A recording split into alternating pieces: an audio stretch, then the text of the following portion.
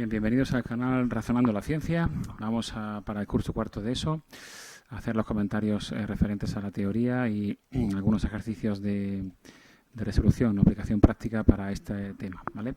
El tema que es de energía mecánica y trabajo. Pues comencemos. Bien, para este tema vamos a hablar de algunos conceptos teóricos, ¿vale? Como son la energía, el trabajo, la potencia y luego pues algunos tipos de energía como la energía cinética, la energía potencial y un principio muy importante en física como es la conservación de la energía mecánica. Bueno, en cuanto a la energía, vamos a hablar de unas diapositivas un poquito rápido porque es cuestión de teoría, ¿no? Pues bueno, un poco vemos aquí la definición, ¿no? De la energía como, digamos, esa capacidad de los objetos para poder producir cambios, ¿no? A mayor capacidad de cambio, mayor energía, ¿no? Y sí que hay dos formas solamente para producir esos cambios, que son mediante procesos llamados de trabajo o de calor. El tema de calor sería para la siguiente unidad y el tema de trabajo que es el que nos ocupa, que tiene que ver con energías en tránsito, ¿no? Bueno, las energías son magnitudes físicas escalares, ¿no? Una magnitud física escalar y está asociada a cada objeto, ¿no? Y en función de, aunque bueno, es todo energía, pero en función de cómo se percibe, pues se pueden diferenciar o definir diferentes tipos, ¿no? Valga la redundancia, como pueden ser energía de tipo mecánico, es decir, que tenga que ver con la velocidad, efecto cinético o con el cambio de posición, altura, ¿no? Por ejemplo, en una determinada posición o sistema de referencia, ¿no? Energía de forma térmica, que tiene que ver con la agitación de las partículas, no confundir con el calor, ¿vale? No confundir con el calor, que es el paso de energía de un objeto a otro por distinto equilibrio térmico, sino la energía por movimiento de las partículas. Energía nuclear, que tiene que ver con, bueno, esas interacciones o fuerzas especiales que hay, ¿no?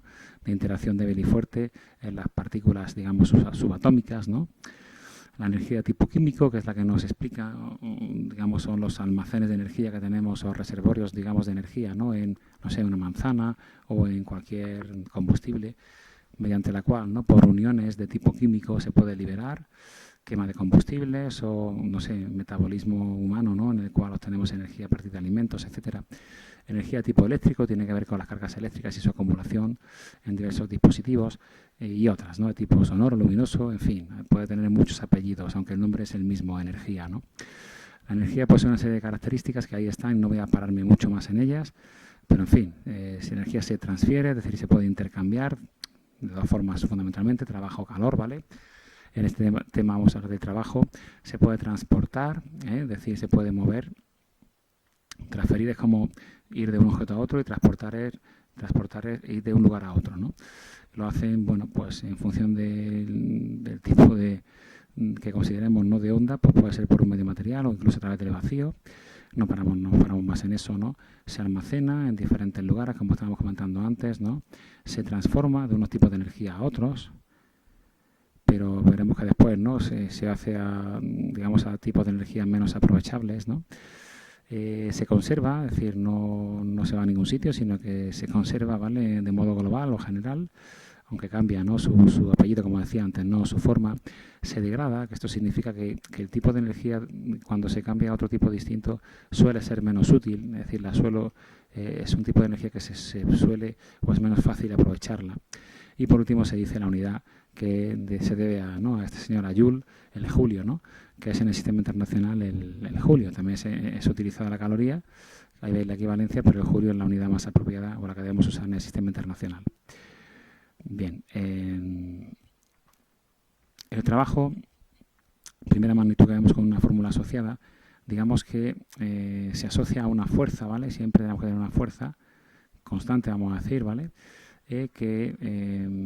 Digamos, que produzca un desplazamiento y con unas ciertas condiciones, ¿vale? Es decir, que para que exista trabajo tenemos que tener primero una fuerza y segundo un desplazamiento, además que no tenga, ahora comentaremos, por ejemplo, pues un ángulo, digamos, de 90 grados, ¿no? Entonces, el concepto de trabajo no es el concepto de trabajo clásico, que tú puedes, generalmente en la sociedad entendemos por trabajo como algo que nos cuesta mucho. Eso sería más bien un esfuerzo, ¿no? En física el trabajo, no. El trabajo no, lo que nos va a medir, en cierto modo, es, decíamos un poco antes y aclaro, ¿no? Sería una forma de intercambiar, es un poco una forma de intercambiar esa energía de un cierto objeto o persona a otro, ¿no? Es decir, que en ese trabajo que estamos diciendo, que es realizado por una fuerza constante, ¿vale? donde veis la fórmula, multiplicaré la fuerza por el desplazamiento ocasionado y por el coseno del ángulo que exista entre la fuerza y el movimiento, ¿vale? Y el movimiento o la velocidad, pues ese trabajo, digamos que no es no es en el sentido clásico, ¿no?, que todos conocemos, sino que tiene estas características que estamos diciendo, ¿no? Por tanto, digamos que el trabajo es como, siempre hay que verlo como una transferencia de energía. Es decir, el trabajo lo produce algo o alguien. El trabajo no es una energía que tenga un objeto, no lo es. Es como llamamos al cambio de energía de un objeto a otro. Por ejemplo, si esta persona está moviendo la caja estaba inicialmente en reposo, no tenía energía cinética, ninguna de movimiento. Si la persona la mueve y empieza a aparecer una energía de movimiento cinética en la caja, es porque alguien le da esa energía. La persona le da energía a la caja. La persona pierde energía, la caja gana energía. Y ese proceso de transferencia de energía se llama trabajo. Luego, la persona no tiene trabajo, ni la fuerza tiene trabajo. Luego, el trabajo es el proceso por el cual la persona pierde una energía que es la misma que la caja gana. Y de ese modo, pues, como decimos, tenemos entendemos un poco mejor ese proceso, ¿no? Por tanto, lo que haremos será, para ejercicios, multiplicar, repito, la fuerza, ¿vale?, por el desplazamiento que se haya producido, 1 metro, 2 metros, lo que sea, y por el coseno del ángulo que haya entre la fuerza aplicada y el movimiento. Cuidado con esto, porque a veces nos confundimos con ángulos que son otros. No.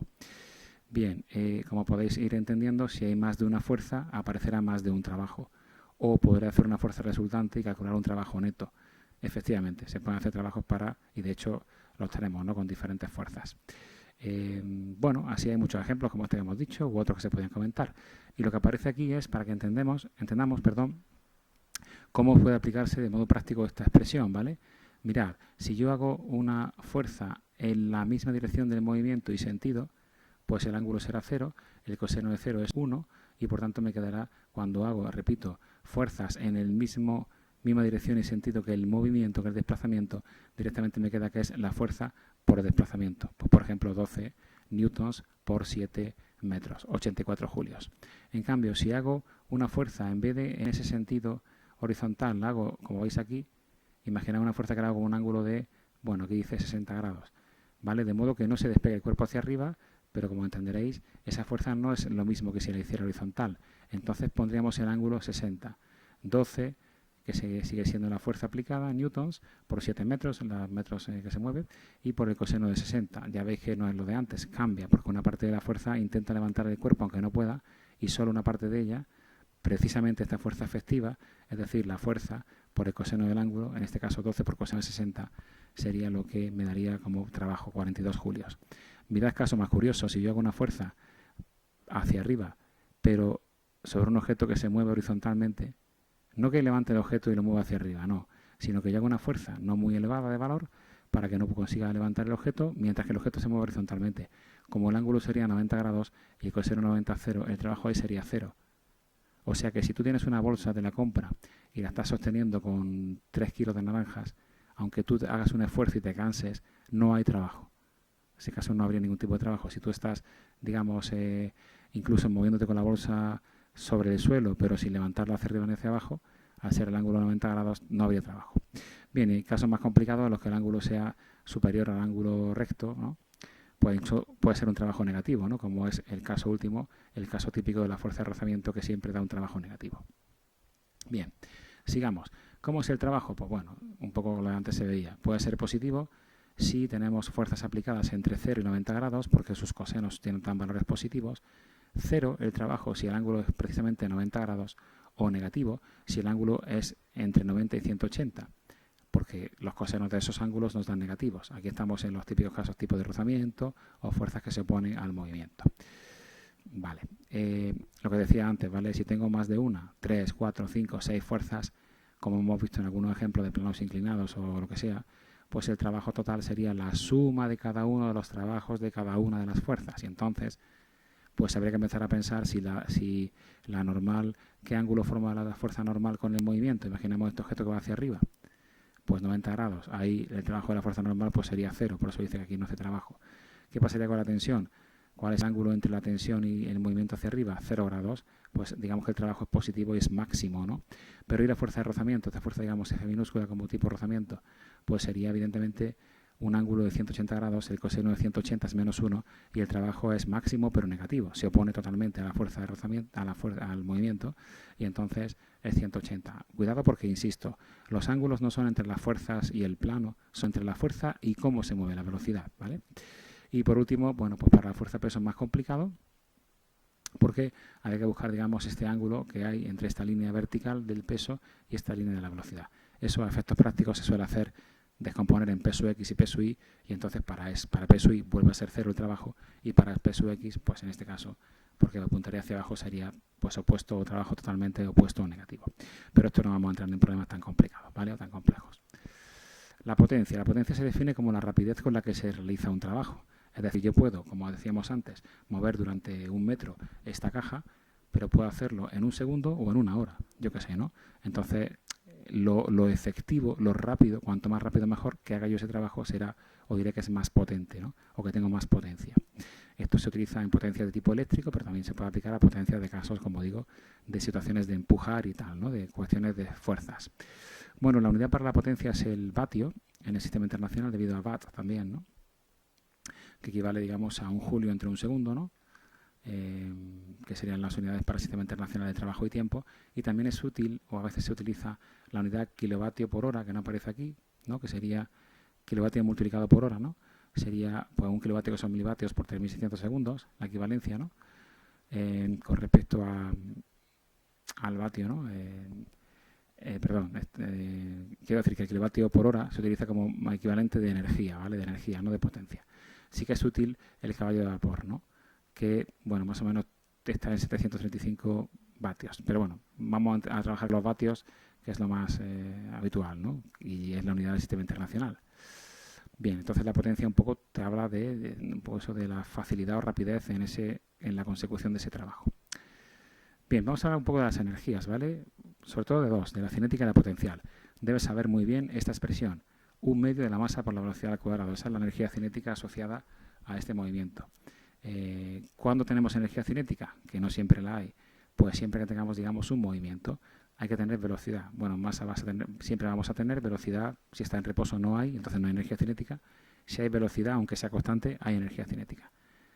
Es una magnitud escalar, como siempre, y bueno, pues tiene ese valor que vemos, y las unidades son el julio, como para cualquier energía, y para la masa, pues como siempre, kilogramo o metro por segundo para la velocidad en el sistema internacional. Si tenemos más de un objeto, pues tendríamos que sumar las energías cinéticas de cada uno de esos objetos, pero tampoco se va a complicar tanto los ejercicios. La otra energía a considerar claramente y que debéis conocer es la energía potencial. Bien, la energía potencial tiene dos posibles contribuciones, una más extraña o menos frecuente, la elástica, y otra más frecuente, la potencial gravitatoria. De hecho, es tan frecuente que la energía potencial gravitatoria se suele poner o decir que es la energía potencial, ¿no? Bueno, la energía potencial es aquella que se tiene o que tiene un objeto en virtud de la posición que ocupa. A efectos prácticos, en cuanto en la Tierra hacemos los ejercicios prácticos de problemas y tal, es un poco, si estamos en el suelo, veis que vale la masa por la gravedad por la altura. Si estamos en el suelo a altura 0, pues será 0, pero si tengo una cierta elevación, tendré una cierta altura. Una cierta energía potencial de tipo gravitatorio, a 1 metro, a 2 metros, a 5 metros, porque si cayera ese objeto produciría cambios, ¿no? Destrozos en el suelo. Entonces se calculará como este producto, masa por gravedad y por altura, donde las unidades son, como sabéis, pues kilogramo, metro por segundo cuadrado, 9,8, ¿no? De hecho, en la Tierra lo que vamos a hacer, y la altura en metros. Y en el caso de que el objeto sea elástico, que en algún caso aparecerá también, elástico, muelle, goma elástica, etcétera, habría una energía potencial también elástica que se calcula como 1/2 de la constante del muelle elástico, ¿no? Por x al cuadrado, donde x es la elongación, o delta x, ¿no? Casi mejor, ¿no? La elongación al cuadrado, con las magnitudes o las unidades habituales que ya conocéis para estas magnitudes. Se pueden tener las dos al mismo tiempo o una de ellas, ¿no? Ya digo que lo habitual es tener energía potencial de tipo gravitatorio, pero a veces también cuando hay objetos elásticos, en el momento que se deforma, alargando o acortando ese muelle, objeto elástico, se le está cargando a ese sistema de energía potencial elástica. Para el caso de la energía potencial elástica es 0 únicamente cuando no se estira o se acorta el muelle, cuando se le deja como está. Si se le estira o se alarga o se acorta, se le carga de energía potencial elástica. Bien, como veis es muy parecida a la cinética, ¿no? En vez de masa es la constante, en vez de velocidad es la elongación. Y la potencial de tipo gravitatorio es muy diferente, masa por gravedad y por altura. Bien. Y ahora, un principio muy interesante y muy necesario para resolver problemas, ¿vale? Los típicos problemas en los cuales te dicen que un objeto cae desde una altura determinada o sube y te piden que calcules velocidades o alturas. Suena un poco a los ejercicios a lo mejor que hacíamos en cinemática, pero, y aunque se pueden hacer también, por supuesto, hemos aprendido a hacerlos, no lo vamos a resolver con magnitudes o con ecuaciones de velocidad y tal, no. Lo vamos a resolver con este principio de conservación de la energía mecánica. Bien, primero decir que la energía mecánica es la suma de la energía cinética y potencial que tenga un sistema o un objeto. La suma. Y después decir que en ausencia de rozamiento, es decir, considerando que no hay rozamiento, que haremos eso, la energía mecánica se conserva, es decir, vale lo mismo. Por tanto, si tú eres capaz de calcular la energía mecánica en este punto A, por ejemplo, si sabemos que estos son, no sé, 10 metros y la masa de todo, ¿no?, de las personas junto con la vagoneta es de, lo que sea, ¿no?, de 300 kilos, yo qué sé, ¿no? Si tú calculas la energía potencial ahí, masa por gravedad, por altura, y te sale, pongamos, no sé, yo qué sé, voy a decir 2000 julios, por decir algo, ¿vale? Pues esa energía potencial, y ahora calcula la energía cinética, si está aquí en reposo, como es lo habitual, ¿verdad?, será cero, y la suma, es decir, que la energía mecánica, hemos dicho 2000 julios como ejemplo, será la misma que habrá en B, en C, en D, en E. Cuidado, no he dicho que la energía cinética o la potencial sea la misma. La suma, la energía mecánica.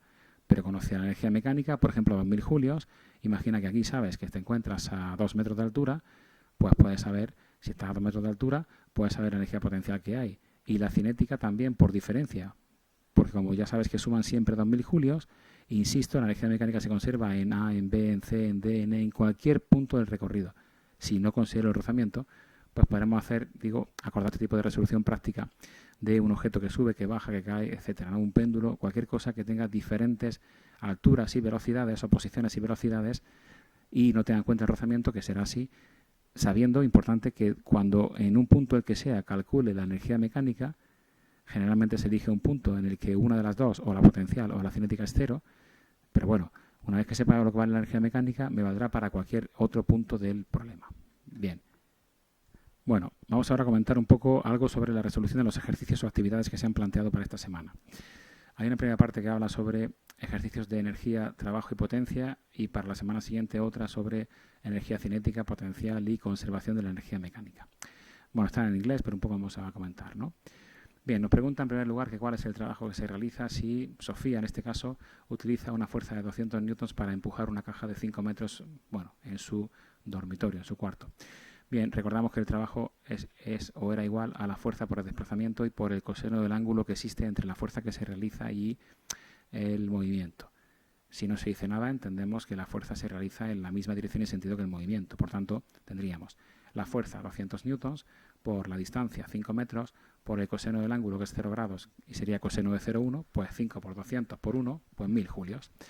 Segunda actividad, si Miguel, digamos, ¿no?, que utiliza una fuerza de 12 newtons cuando aparca, ¿no?, su bicicleta, bueno, pues dice durante, ¿no?, una distancia de 10 metros, ¿no?, utilizando una distancia de 10 metros, ¿vale? Pues, ¿qué trabajo es el que está realizando, ¿no? Bien, pues sería un poco igual, ¿no? 12 newtons de la fuerza por la distancia de 10 metros por el coseno del ángulo, que es 0.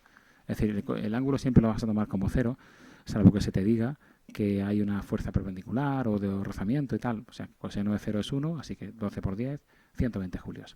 Tercer ejercicio, si se realizan 68 julios de trabajo, ¿no? Si ese trabajo vale 68 julios para mover una caja de 4 newtons de fuerza, ¿no? Dice que cuánto se podría mover, ¿no? Esa caja aquí, bueno, entra en juego. Bueno, una pregunta un poco diferente, pero seguimos usando la misma historia, ¿no? Es decir, habría que despejar desplazamiento como el cociente, ¿no?, del trabajo entre la fuerza, y así lo sacaríamos, ¿no? El trabajo 68 entre 4 newtons, pues 17 metros. Bien, el 4. Si un pequeño motor realiza un trabajo de 520 julios para mover un coche de juguete, ¿no?, de 200 durante una, ¿no?, distancia de 260 metros, ¿qué fuerza se ha ejercido? Bien, como el trabajo es la fuerza por el desplazamiento, insisto en que el ángulo sigue siendo 0 si no se dice lo contrario, pues la fuerza será el trabajo entre el desplazamiento. Si divido 520 julios entre 260 metros, obtengo 2 newtons, que es la fuerza que se pregunta. El quinto ejercicio dice que Juan aplica una fuerza de 21,6 newtons con un ángulo de 57,2 grados respecto a la horizontal. ¿Veis? Ahora no puedo considerar 0 grados, sino 57,2. Bien.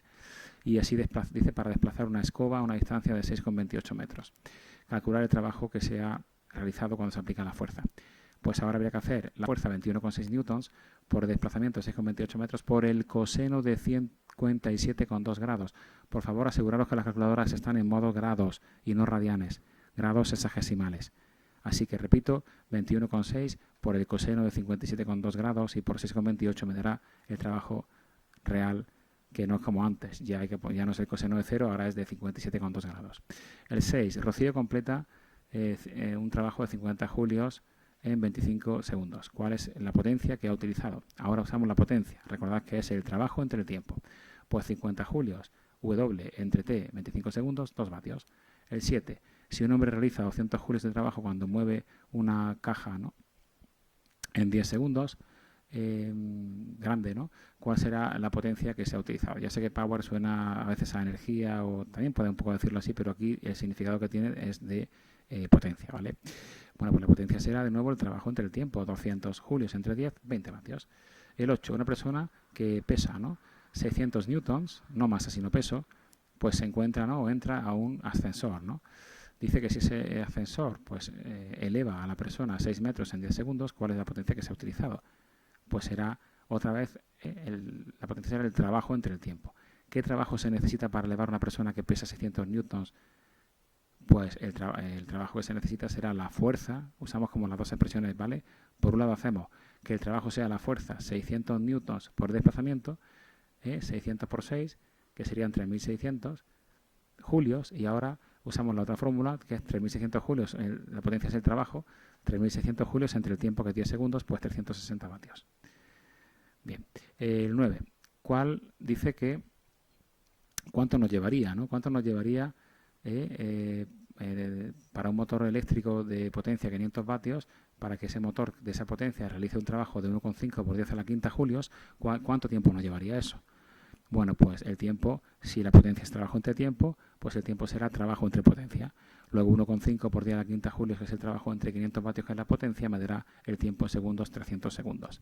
Y el 10, ¿cuál será la energía eléctrica? Este es un poquito más complicado, en kilovatios por hora, que una bombilla, digamos, de 60 vatios de potencia usa si está funcionando 60 días, ¿no? Esto de left on steadily sería que funciona de modo continuado, que no se apaga nunca, ¿no?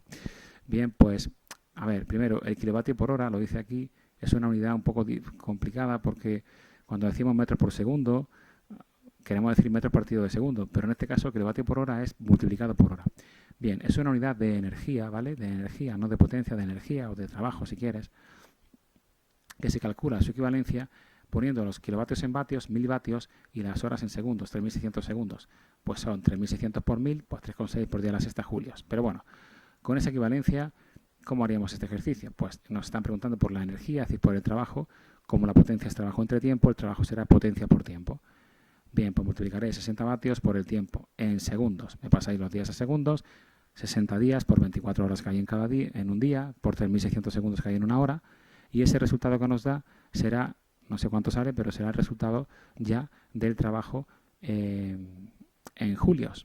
Pero para pasarlo a kilovatios por hora, factor de conversión, pues pondrás que un kilovatio por hora, ¿no?, punto línea horizontal, y abajo 3,6, es decir, dividirás en lo que te sale, lo divides entre 3,6 por 10 elevado a 6 julios, y así obtienes los kilovatios por hora, que en este caso salen pues 86,4. Bien, vamos a hablar un poquito también de las actividades, aunque son para la semana siguiente, que tenéis previstas para los cálculos de energía cinética potencial y conservación. Rápidamente, venga, que no se haga muy largo el vídeo. Bien, la actividad 11 dice que se calcule la energía cinética de una bola de golf que tiene de masa 45 gramos. Bien, si va a una velocidad de 20, de 40 o de 60 metros por segundo. Bien, como la energía cinética es 1 medio por la masa y por la velocidad al cuadrado, pues pondrás 0,5 por la masa en kilogramos, es decir, 0,045 kilogramos, y por la velocidad, que es 20 al cuadrado, o en el apartado B 40 al cuadrado, o en el C 60 al cuadrado. Cuidado que como la velocidad es al cuadrado, doble velocidad no es doble energía, sino cuádruple energía. Y así nos sale por 9, 36 y 81 julios. El apartado B dice que si tenemos un ciclista, ¿no?, de 50 kilogramos, que dice, ¿no? Sí, de masa, que va con una bicicleta de 10 kilogramos, pesa, ¿no? una buena masa para la bici, y que speeds up, ¿no? Es decir, acelera desde 5 hasta 10 metros por segundo, o cambia o aumenta, mejor dicho, aumenta, más que acelerar, aumenta su velocidad de 5 a 10 metros por segundo. Bien, ¿cuál sería la energía cinética total antes de acelerar? Pues un medio de la masa, que es 50 más 10, 60, la masa de ambas cosas, ¿no? O sea, un medio por 60 kilogramos, y antes, pues por 5 al cuadrado, que es la velocidad. Eso nos da, pues, este valor que da el apartado A. Apartado B, ¿cuál será la energía cinética total después de haber acelerado, ¿no? Cuando la velocidad sea 10, pues un medio por 60 kilogramos por 10 al cuadrado. Nos dará 3.000 julios. Bien. C, dice, ¿cuánto se ha incrementado la energía cinética del ciclista? Bueno, entendemos del ciclista con la bici siempre, ¿no? Es decir, del tándem ciclista más bicicleta, claro, tienen que ir juntos. ¿Cuánto ha aumentado? Pues vamos a hacer la diferencia, 3.000 menos 750, la diferencia, ¿no? De energía cinética después a velocidad 10 y a 5, la diferencia, 2.250 julios. Y por último pregunta que dice que si será mayor, ¿no? Dice, ¿es mayor el incremento de energía cuando se aumenta la velocidad de 5 a 10 respecto a aumentarla de 0 a 5? Bueno, pues sí que lo es, porque de 5 a 10 sería, fijaros cómo se han hecho las preguntas, apartado A es para 5 y B es para 10, pues de 5 a 10 sería restar la solución del apartado, del apartado B menos el apartado A, es decir, la pregunta, el apartado C, ¿no? El apartado C sería la solución al aumento de energía cinética desde 5 hasta 10, y el aumento de 0 a 5 sería, porque para 0 la energía cinética es 0, pues sería la energía cinética en 5, que es este valor, ¿no? O sea que fijaros, para aumentar de 0 a 5 metros segundo, la energía aumenta 750 julios, pero aumenta 2.250 julios si hacemos el aumento de 5 hasta 10, que es el triple. Pues dice que es 3 veces mayor, ¿no? Es 3 veces mayor ese valor. Bien. El 13, la actividad 13. Dice, Tony tiene una masa de 80 kilos. Dice, si él pues trepa, ¿no?, un árbol de altura de 6 metros, ¿cuál es su energía potencial gravitatoria? Bueno, como la energía potencial de tipo gravitatorio es la masa por la gravedad y por la altura, pues 80 kilogramos por 9,8 metros segundo cuadrado por 6 metros me dará este valor en julios. Vamos al 14, que es algo más largo y complejo. Venga, dice que, a ver, un coco, ¿no?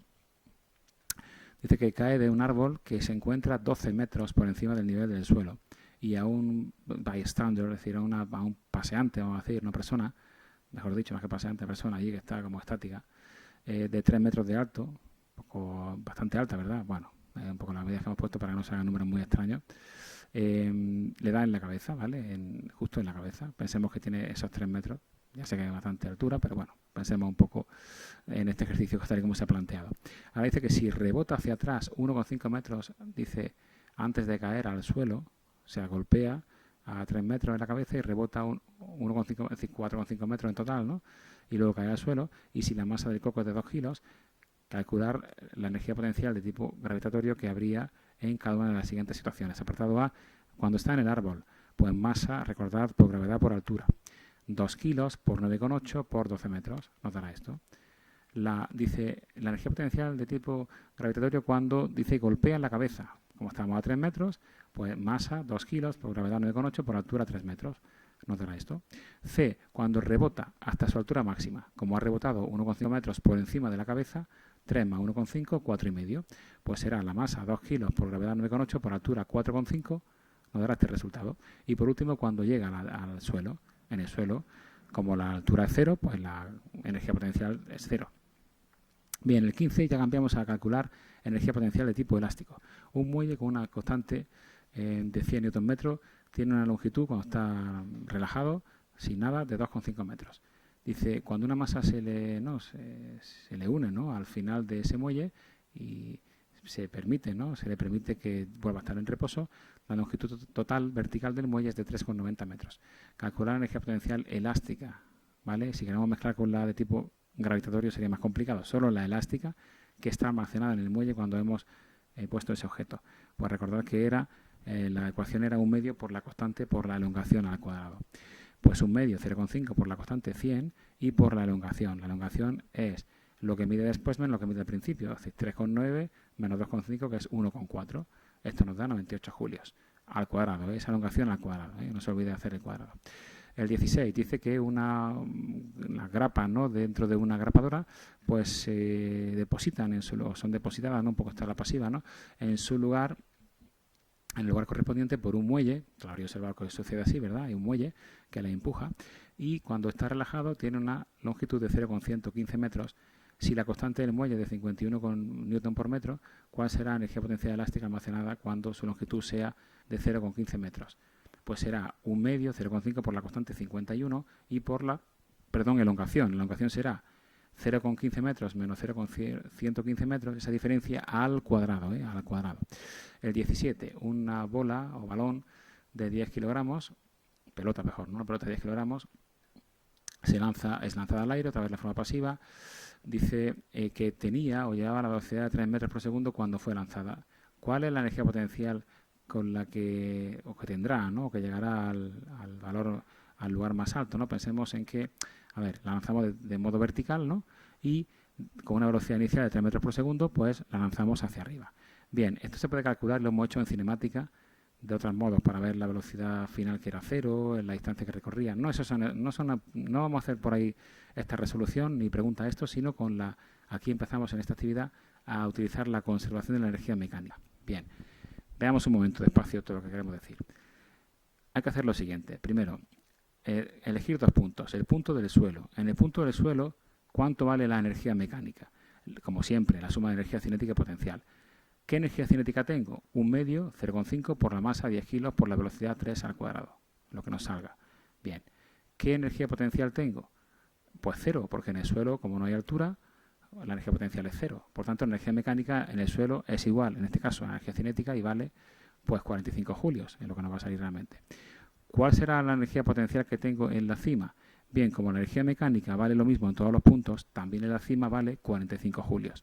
Y como en la cima, recordad, el objeto en ese momento se para momentáneamente y no posee velocidad, en ese punto álgido, al no poseer velocidad, no tiene energía cinética y la energía mecánica es igual a la potencial.